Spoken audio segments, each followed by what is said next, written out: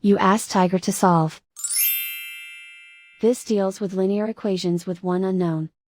The final result is w equals 3. Let's solve it step by step.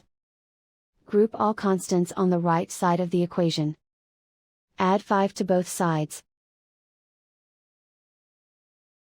Simplify the arithmetic.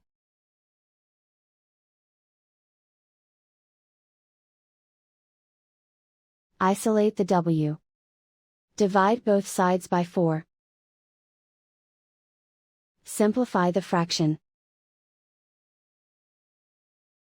Find the greatest common factor of the numerator and denominator.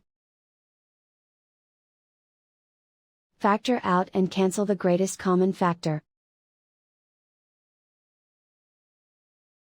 And so the final result is w equals 3.